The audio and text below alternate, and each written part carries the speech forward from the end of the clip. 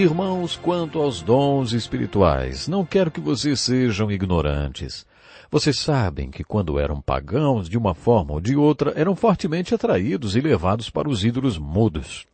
Por isso, eu lhes afirmo que ninguém que fala pelo Espírito de Deus diz, Jesus seja amaldiçoado, e ninguém pode dizer, Jesus é Senhor, a não ser pelo Espírito Santo. Há diferentes tipos de dons, mas o Espírito é o mesmo. Há diferentes tipos de ministérios, mas o Senhor é o mesmo. Há diferentes formas de atuação, mas é o mesmo Deus quem efetua tudo em todos.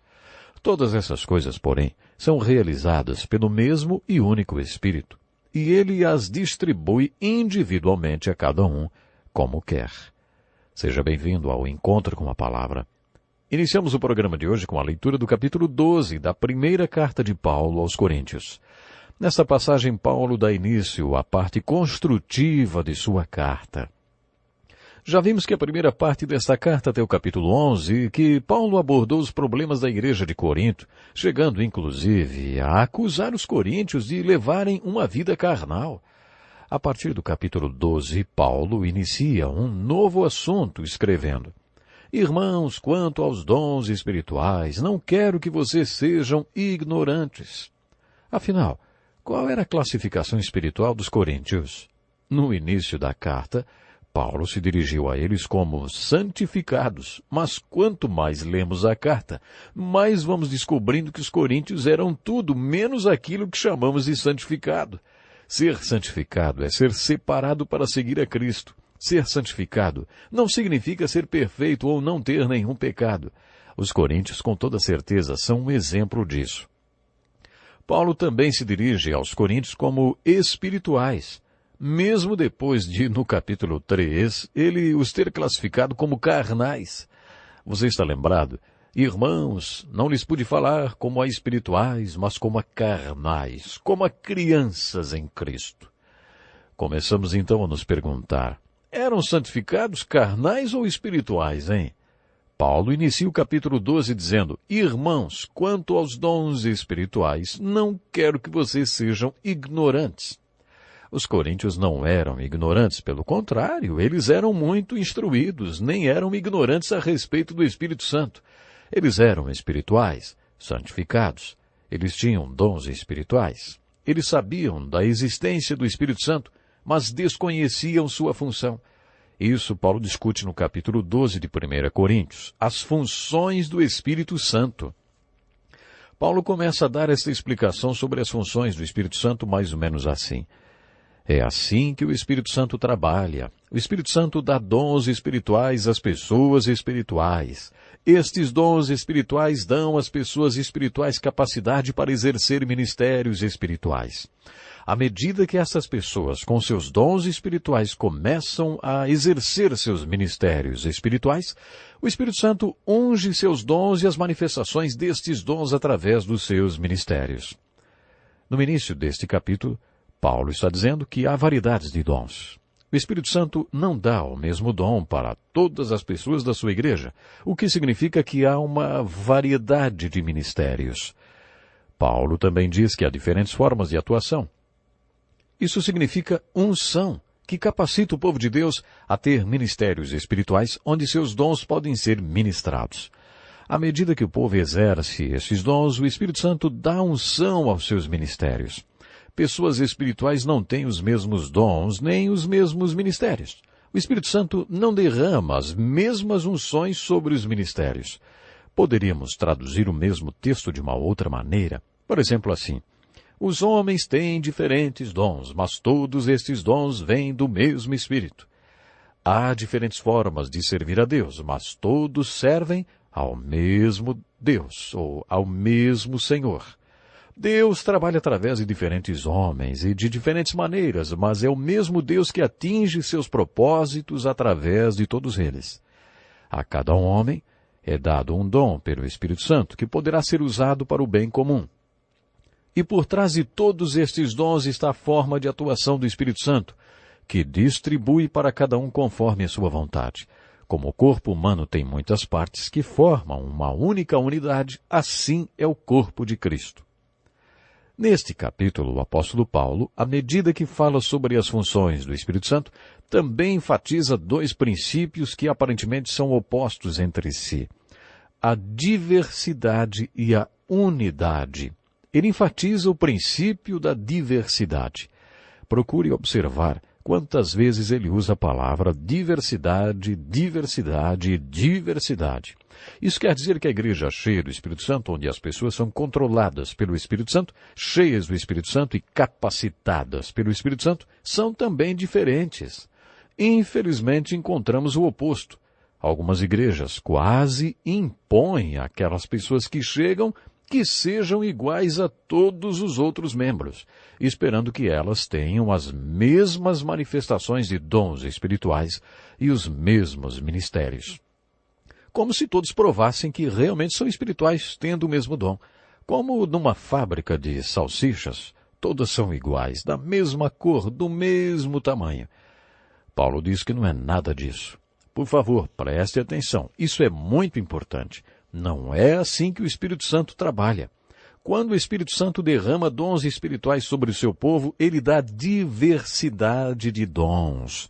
Isso quer dizer que haverá diversidade de ministérios. O Espírito Santo também diverge da maneira como unge e capacita estes ministérios.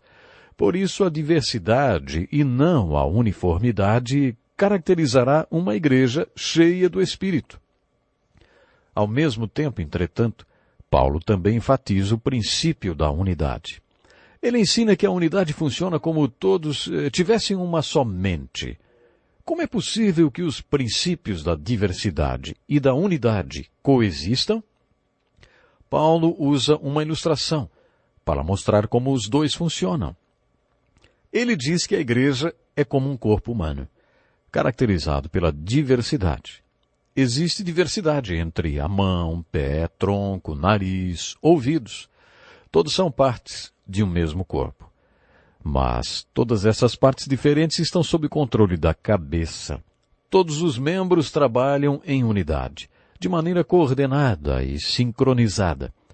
Paulo explica que é assim que o Espírito Santo e a igreja funcionam. O versículo 42 de Atos 2 afirma que aqueles que se converteram no dia de Pentecostes dedicavam-se ao ensino dos apóstolos e à comunhão, ao partir do pão e às orações. Você está lembrado que comentamos isso quando fizemos o estudo das marcas visíveis da igreja invisível? Vamos parar um pouquinho para relembrar quais são as marcas. Ilustramos as marcas da igreja invisível como se fossem impressões digitais de uma mão. As impressões do polegar são o evangelismo, já que 3.000 se converteram no dia de Pentecostes, quando a igreja nasceu. E as impressões do indicador, o ensino, do dedo médio a comunhão, ou a koinonia. Lembram da koinonia, comunhão? As impressões do dedo anular, a adoração, ou amor pelo Senhor. E a do dedo mindinho, a oração. É mesmo, a oração. Essas são as marcas invisíveis da mão esquerda da igreja no livro de Atos. Já na primeira carta aos Coríntios, capítulo 12, à medida que você compreende a essência, a natureza, a função e o propósito da igreja, percebe que Paulo mostrou as marcas da mão direita da igreja. O que ele ensinou é que quando temos uma igreja verdadeira sob a atuação do Espírito Santo, a marca que primeiro aparece é a da unidade, a marca do polegar. Esta unidade é sobrenatural e maravilhosa e conquistada quando todos os membros da igreja ficam sob controle da cabeça ou do cabeça. E o cabeça desse corpo que controla a igreja é Jesus Cristo. Por isso, a unidade é a primeira marca, a marca do polegar, da igreja guiada pelo Espírito Santo. A próxima marca, a marca do dedo indicador, é a diversidade. A unidade existe sem sacrificar a diversidade. Muitas empresas dizem que você pode fazer parte da equipe, mas para isso tem que ser igual a todos os outros membros.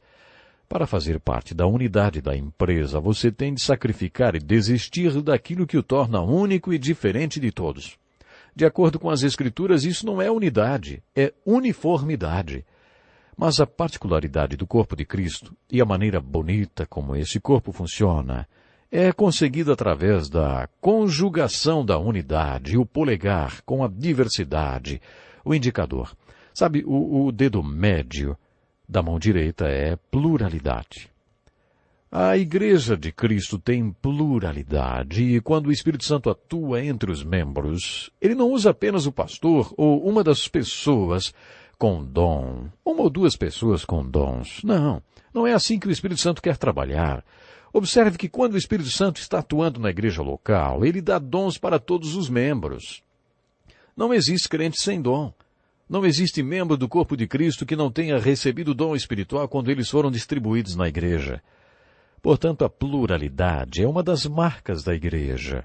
Todos os membros do corpo exercem sua função de acordo com o Espírito Santo, pois o Espírito Santo é a fonte da unção de cada um na igreja. A marca do dedo indicador da mão direita é o que chamamos de empatia. Na mão esquerda é amor pelo Senhor. Na direita, amor uns pelos outros, uma das marcas da igreja primitiva.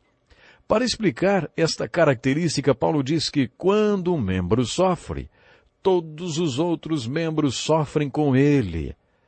A igreja de Corinto era uma igreja carismática. Nela havia os dons do Espírito, como de línguas, profecias e milagres. Nos capítulos 12, 13 e 14, percebemos que Paulo estava tratando de problemas que muitos pastores enfrentam hoje. Algumas pessoas que têm o dom de línguas correm o risco de se acharem melhores do que outros cristãos que não têm.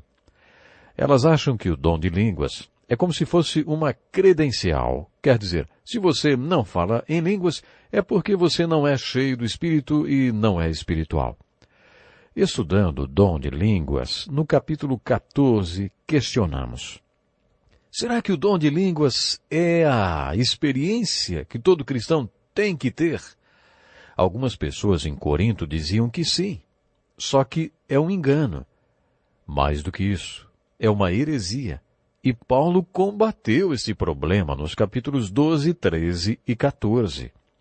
Fica claro que este era um dos problemas combatidos por Paulo e hoje nós também enfrentamos o mesmo tipo de problema quando há a manifestação dos dons do Espírito na igreja. Primeiro, Paulo tratou da discriminação. Algumas pessoas tinham recebido algum dom do Espírito e discriminavam aqueles que não tinham. Isso levava a outro problema, o da depreciação. A pessoa que não tinha recebido nenhum dom ficava insegura e reagia depreciando o que o Espírito Santo estava fazendo na igreja. Isso levava à desvalorização. A desvalorização levava à divisão. Obviamente, a divisão levava e ainda leva ao desmembramento da igreja.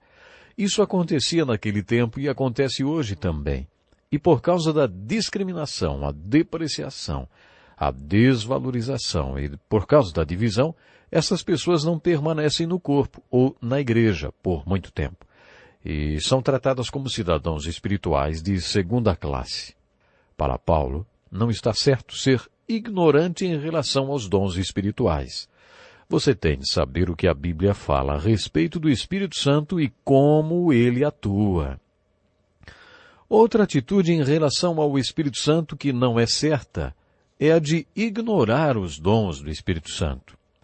Conheço muita gente que conhece tudo o que as Escrituras dizem a respeito das funções do Espírito Santo, mas não querem nada com isso. Não pregam, nem ensinam a respeito, e não tomam posição em relação a esse assunto.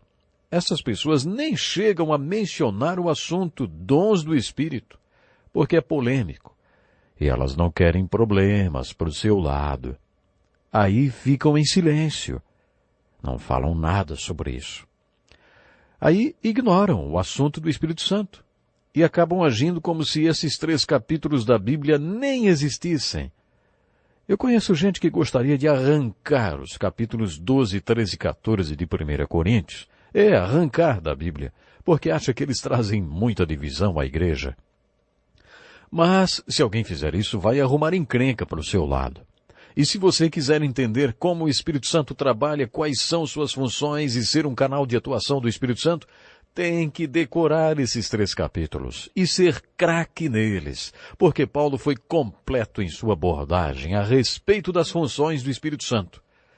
Não se pode ignorar as funções do Espírito Santo. Paulo também diz que não se pode idolatrar certas manifestações do Espírito Santo.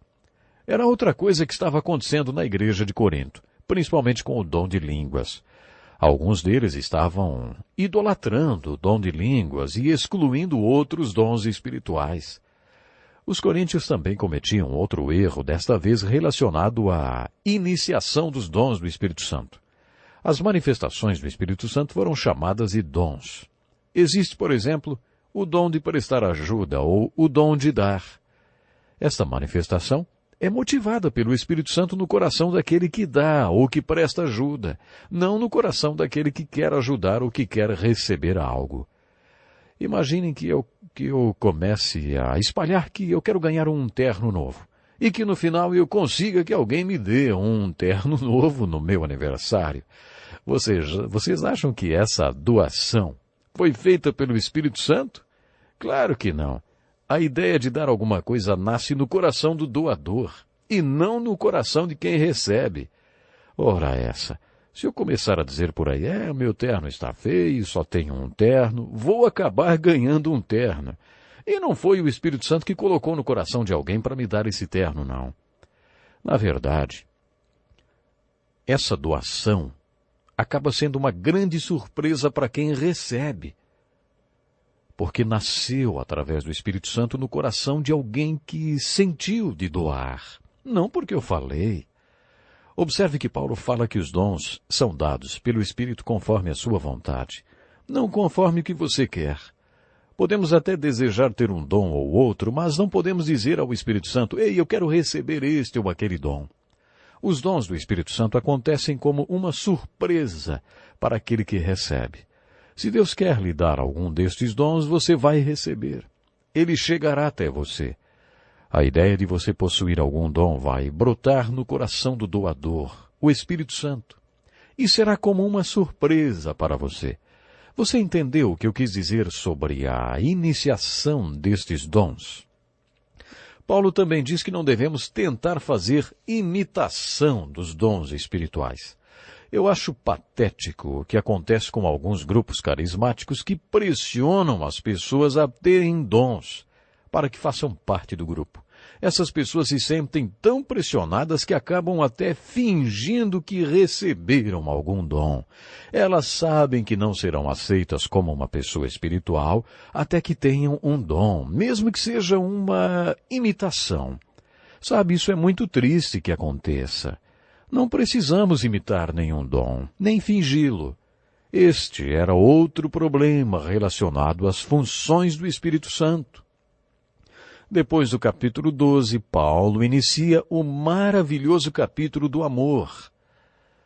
E depois de falar sobre o caminho ainda mais excelente e muito melhor do que dons espirituais, Paulo começa a falar no capítulo 14 sobre os dons espirituais no corpo de Cristo. No capítulo 12, ele falou sobre os dons espirituais como evidência do Espírito Santo sobre nós, ungindo-nos. Qual é a evidência da unção do Espírito Santo sobre um crente? Os dons espirituais. No capítulo 13, Paulo falou sobre a evidência do Espírito Santo nos enchendo e vivendo dentro de nós. O amor. E no capítulo 14 ele fala sobre a ordem que deve prevalecer entre nós, quando o Espírito Santo é derramado sobre nós e em nós. Qual é a evidência de que um grupo tem a unção e o poder do Espírito Santo? Ordem no seu meio. Esta ordem é descrita no capítulo 14. Pouco se escreveu sobre ordem na igreja. Você pode até ficar meio confuso se resolver participar de cultos em diferentes igrejas por algum tempo. Talvez você fique se perguntando, afinal, quem está certo? Metodistas, presbiterianos, batistas, episcopais, igrejas avivadas? A Bíblia não fala muito sobre ordem de culto. A única coisa que Jesus disse referente à ordem na adoração na igreja foi quando instituiu e deu as instruções referentes à Eucaristia, ou à Santa Ceia, a ceia do Senhor. Isso foi tudo que ele falou sobre ordem no culto. No capítulo 14 de 1 Coríntios é um texto muito importante sobre esse assunto. Paulo começa dizendo: portanto, que diremos, irmãos? Ele começa perguntando como deve ser. E aí ele mesmo responde: tudo seja feito para edificação da igreja. Sem dúvidas, o problema com o qual Paulo estava lidando era o dom de línguas. Ele cita a palavra línguas 16 vezes. Ele não diz que o dom de línguas não serve para hoje. Ele afirma que ele mesmo falava em línguas, mais do que todos da igreja de Corinto, e que é bom falar em línguas. Ele diz que falar em línguas é a experiência de alguns crentes, mas não é sinônimo de espiritualidade. É óbvio que ele não proíbe ninguém de falar em línguas.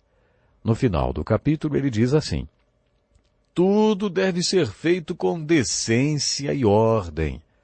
Alguns podem dizer: vocês ouviram isso? Decência e ordem. E aí outro grupo responde: mas também diz, deve ser feito. Você ouviu? Deve ser feito. A Bíblia diz que tudo deve ser feito com decência e ordem. Paulo desestimulou o uso do dom de línguas quando a igreja está reunida. Ele não proibiu. Não, mas ele desencorajou. Ele estabeleceu algumas regras para que o dom de línguas seja exercido numa reunião. Mesmo o assunto sendo o dom de línguas, não devemos nos esquecer do conceito de que um membro do corpo de Cristo deve edificar os outros membros e que tudo deve ser feito para edificação. Isso é falado mais de 40 vezes no capítulo 14 de 1 Coríntios. O que deve prevalecer entre nós é que um deve edificar o outro. É isso que deve prevalecer quando há manifestação de línguas. E por isso Paulo diz que ninguém deve falar em línguas se não houver quem interprete. Quando você fala em línguas e não há interpretação, você se edifica, mas e seu irmão? Tudo deve ser feito para edificação, é o que Paulo enfatiza. Bom, o fato é que precisamos buscar um equilíbrio com relação a esse assunto. Eu fico impressionado em ver quanta gente vai para um extremo radical ao invés de buscar o equilíbrio ensinado na Bíblia. Quero desafiá-lo a ler esses capítulos e resumi-los, procurar escrevê-los nas suas próprias palavras. Fazendo isso, você vai descobrir que Paulo não proibiu a manifestação de nenhum dom do Espírito, incluindo o dom de línguas. Ele não proibiu ninguém de falar em línguas. Ele só disse que tudo fosse feito com decência e ordem. Até o próximo programa. Que lição importantíssima! Este é um estudo escrito pelo Dr. Dick Woodward, na voz do pastor Edson Bruno. Até o nosso próximo encontro com a palavra.